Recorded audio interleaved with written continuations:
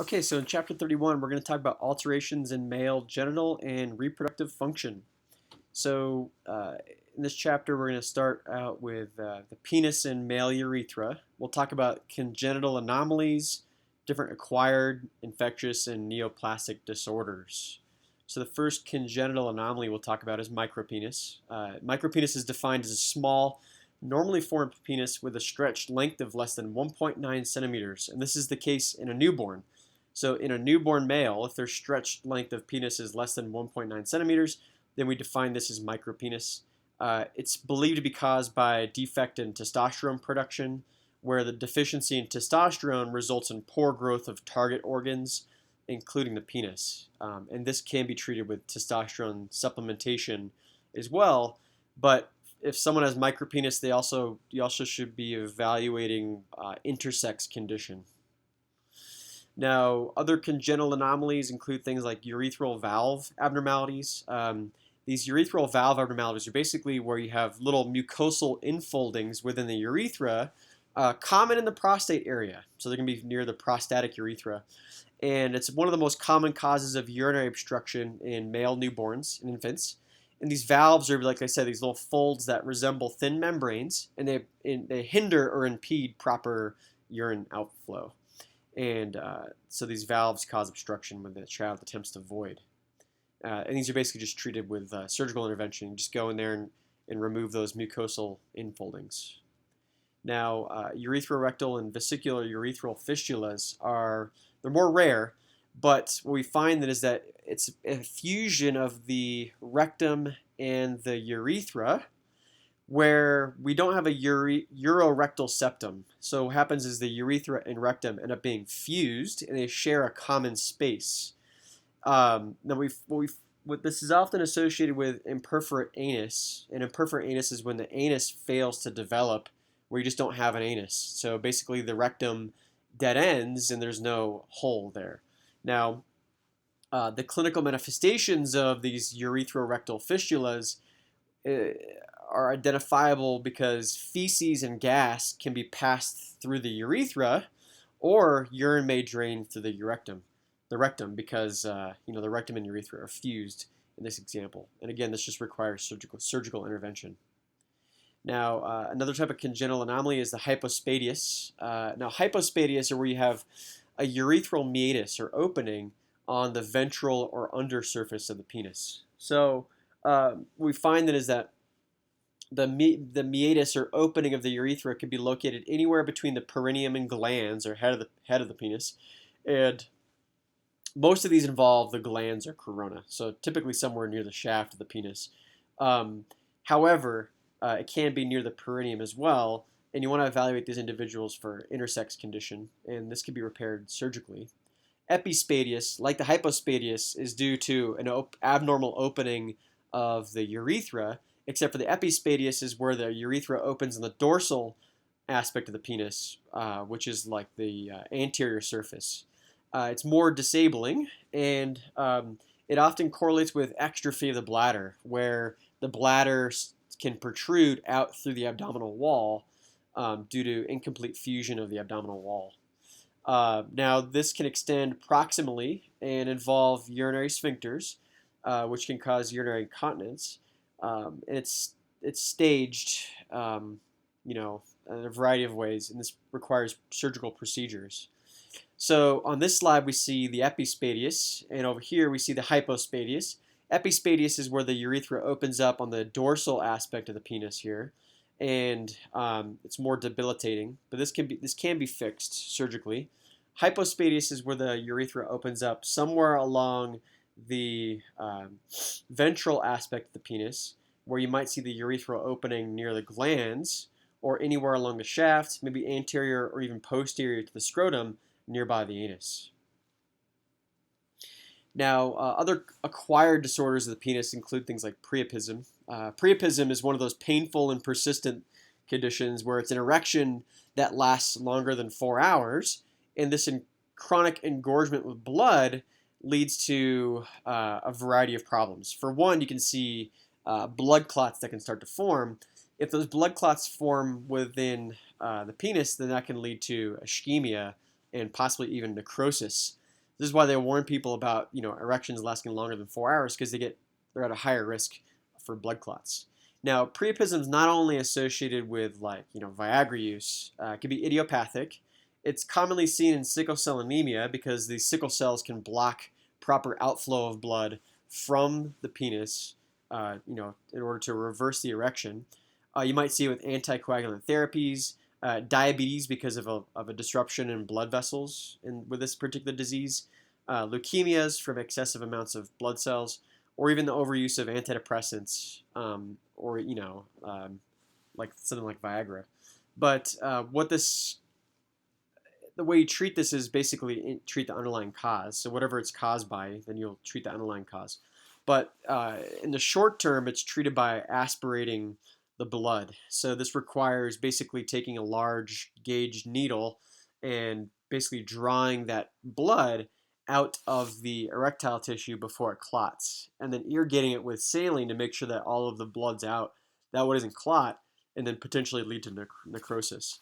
It can also be treated with an injection of alpha adrenergic agents, because these can actually help with vasodilation, or even surgery, where you might see that the entire erectile portion of a penis is lanced open, and that way the blood can drain out before it clots. Now, another acquired disorder of the penis is these urethral stricture. And a stricture is basically a fibrotic narrowing of the urethra from scar tissue formation. Now, the scar tissue might form from prior infection or trauma. Frequent use of catheters and instruments can cause scar tissue to form. And if it causes this urethra to narrow, we call that a stricture. This leads to decreased urinary stream and urethral discharge. It can make someone at risk for bladder infection because of low urine outflow, and excessive urine retention, which can lead to post-renal kidney injury. Now, erectile dysfunction is also an acquired disorder, and it's basically impotence or an inability to achieve and maintain an erection. And we define this as where you can't get an erection long enough to bring satisfactory sexual performance. Now, there's primary impotence versus secondary impotence. Primary impotence is actually going to be due to an inability to attain an erection throughout life, so that actually an individual can never actually form an erection. And it's often related to psychiatric problems or adolescent trauma. Secondary impotence is where an individual in the future is unable to achieve or acquire an erection, where they once had a history of erections, but now they can't acquire erections. This can also be from psychological disorders, but secondary impotence can come about from other vascular disorders as well. Now, we find that as some of the causes of secondary erectile dysfunction would be things like peripheral vascular disease, atherosclerosis, stenosis of different arteries that serve the penis, or vascular endothelial damage, or even obstruction. And these can all lead to difficulty achieving and maintaining an erection. Other endocrine problems can play a role as well. For one, diabetes. We know that diabetes is an endocrine disease, but diabetes, if left unchecked or improperly managed, can lead to damage to your vascular system, and we'll talk about this in more detail later. Otherwise, if someone has low luteinizing hormone, low testosterone, and high prolactin, these are all different hormonal factors that can actually prevent an erection from occurring. Now, the infectious disorders of the penis include things like gonococcal urethritis. It's caused by Neisseria gonorrhea, which is a gram-negative diplococcus, and it's sexually transmitted. It has an incubation time of about 3 to 10 days, and this is identifiable because there's a urethral discharge or drip that it also has a burning sensation with urination. It can resolve without treatment, but if it's untreated, some long-term complications include things like urethral stricture formation from that infection, abscess formation from the infection itself, or even fistula formation, where if the abscess becomes large enough, this fistula can actually open up into the rectum. Kind of like that congenital disorder we saw where the urethra and rectum could be fused. This can come about from a complication of chronic infection from gonorrhea as well. Now, non-gonococcal urethritis is going to be caused by different types of infections that aren't due to gonorrhea. So it could be caused by chlamydia trachomatis or ureaplasma. And these organisms can also cause urethral discharge and dysuria, or difficulty with urination. Um, but the actual cause of this non-gonococcal urethritis can be determined by culture. And depending on the type of organism, it could be treated with a particular antibiotic, like azithromycin, tetracycline, or erythromycin can be used to treat non-gonococcal urethritis. Now, another type of genital infection, which we'll talk about later as well, is genital herpes. Now, herpes comes from the Greek, which means to creep.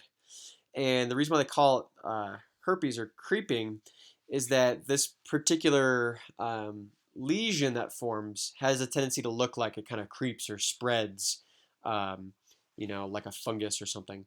However, genital herpes is actually caused not by a fungi, but rather a virus, herpes simplex virus, or HSV. There's two main forms of HSV. We got HSV1 and 2. It's a DNA virus that causes latent infections because this virus can go dormant within your nervous system and then reemerge, later on in life. Now, HSV1 is more commonly associated with oral infections. HSV2 is more commonly associated with genital infections. However, you can get HSV2 infections of the oral cavity and HSV1 infections of the genital mucosa as well. Now, it's difficult to eliminate herpes simplex virus from the body because this virus goes dormant within your nervous system. Really, the only way to help eliminate this virus would be to remove neurons, which also would be a very effective way to treat this infection. So, for individuals that are infected with HSV, they're going to live with it their whole life. And when we talk about it going dormant, that's what we call latency. So, after latency, it can come back and cause these persistent infections as well. Now, some of the clinical manifestations of herpes simplex infections include things like local discomfort, neuralgic or nerve pain, malaise from inflammation, and this can actually occur as soon as several days after sexual contact. It may resolve within 5 to 10 days after the initial lesion, and the virus is going to reside within your ganglia of your spine or cranium, and that can lead to recurrent or sort of persistent disease. Now, this differs from genital warts, and genital warts are also caused by a virus, but it's a different strain of virus, or a different type of virus. Now, the virus that causes genital warts is human papillomavirus, and there's a wide variety of subtypes of human papillomaviruses. But basically, these lesions can occur like in the genital area, the anus, or really any other skin region. They can be sexually transmitted. And what's interesting is that some strains of human papillomavirus are associated with cervical cancers in females, and it appears to be also associated with penile cancers in males. So what this means then is that human papillomavirus can be a sexually transmitted cancer. This is why people are concerned about this, and why there's basically a vaccine that's available now to help prevent infection with the strains of human papillomavirus that are associated with things like cervical cancers. The treatment for this is going to be things like electrocautery, carbon dioxide laser, things to remove the actual HPV lesion or wart. Otherwise, there's a preventative vaccine as well. However, this human papilloma vaccine has to be taken prior to first sexual exposure or sexual contact. Otherwise, it's not as effective.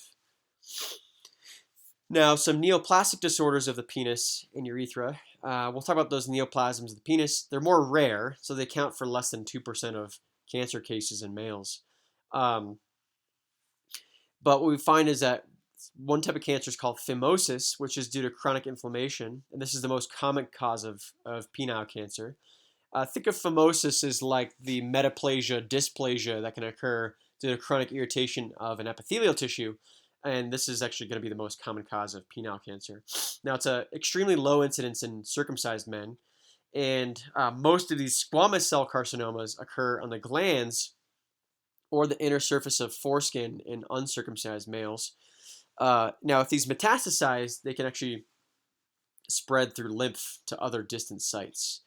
Now, one interesting note as well is that the genital region has a lot of melanocytes, so that melanomas, or that form of skin cancer, is also has a higher incidence within the genital skin. So penile cancers could also be due to a melanoma. Now we're going to move on to talk about disorders of the scrotum and testes. So we'll talk about those congenital, acquired, infectious, and neoplastic disorders. However, now focusing on the scrotum and testes. So the first congenital disorder we'll talk about is cryptorchidism. Cryptorchidism literally means hidden testes. It's where the testes are incompletely descended, and you might find these out of their normal position. Either, they may actually be within the inguinal ligament or in the pelvic or abdominal cavities. We talk about when they're out of their normal position. That's ectopic. That means abnormal position of the testes.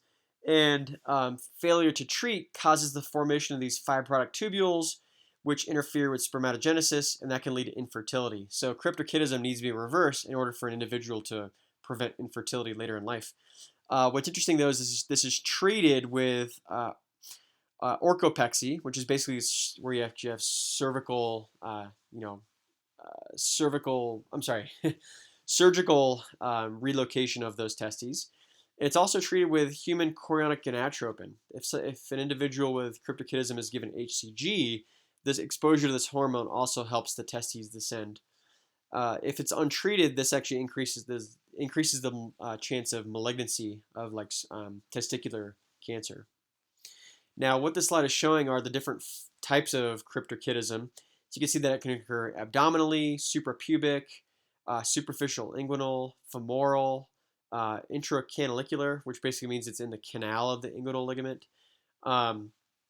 It might actually be high scrotal, sort of perineal, or just in the normal position here. And if it's a normal position, we don't call it ectopic testes. And with ectopic testes, it could involve one or both testes.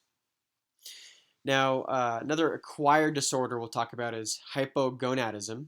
Hypogonadism affects about 4 to 5 million people, and the cause of this is primary testicular failure, and it's where we have androgen deficiency in the aging males.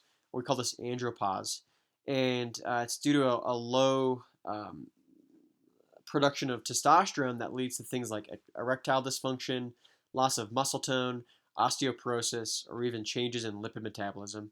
It's easily diagnosed through serum testosterone levels, and if it's determined that there's low testosterone levels due to hypogonadism, this is treated with testosterone supplementation.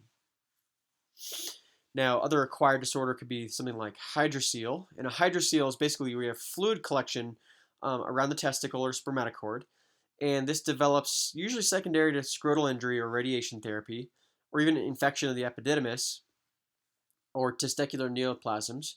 But this is where the scrotum progressively swells due to an accumulation of fluid, and the treatment for this is just basically surgical drainage, especially if it's painful or if it's cutting off blood supply to the testes. So this is showing what a hydrocele can look like, and it's just an excessive amount of fluid that accumulates in the scrotum. It can reverse on its own, but if it becomes large enough and painful enough, this may need to be surgically drained. That excess fluid might need to be drained.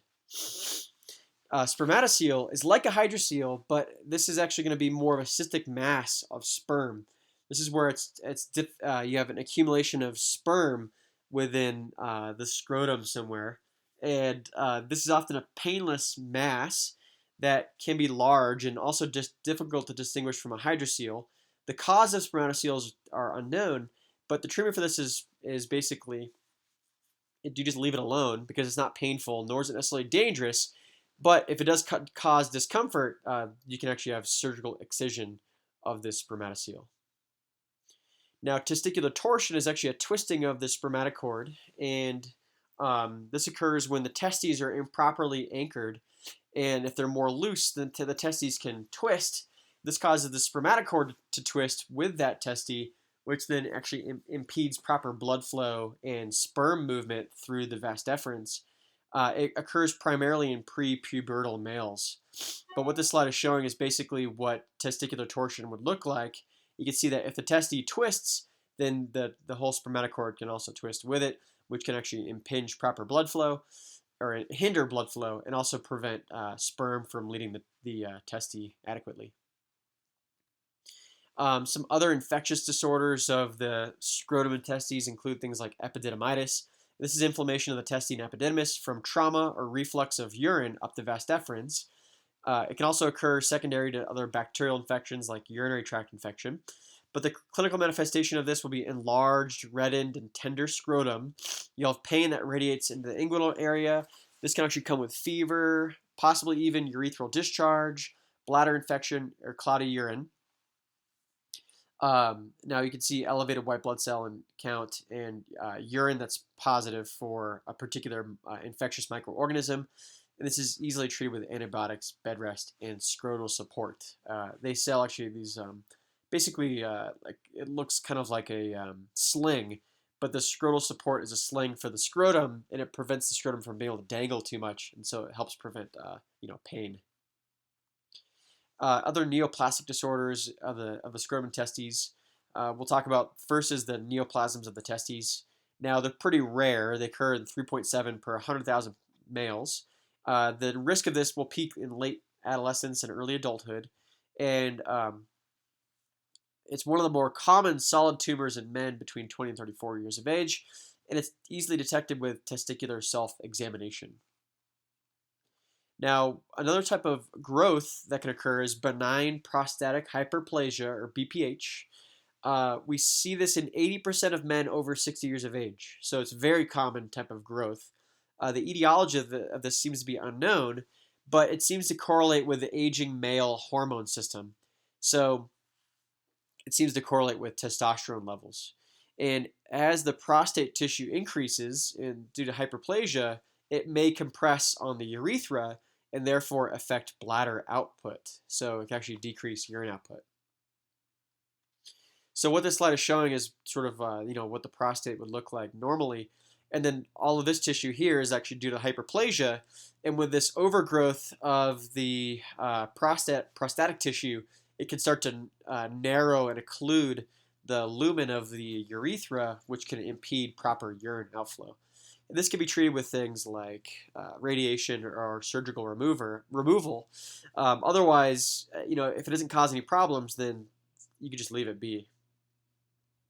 Now, what's interesting though is that benign prostatic hyperplasia could lead to prostate cancer, because we talked about how hyperplasia was disordered growth, which could lead to cancer. Now, it's one of the most prevalent forms of cancer in men. It's also the second leading cause of cancer deaths in men. And most of these are from cancers of the glandular tissues. We call this an adenocarcinoma. It's more rare in men younger than 50. The cause of this seems to be unknown, but there may be some contributing factors like genetic influences, hormonal influences, dietary influences, as well as viral infections or even protozoan infections. There seems to be a correlation between a protozoan that's sexually transmitted as well as the onset of prostate cancer in males.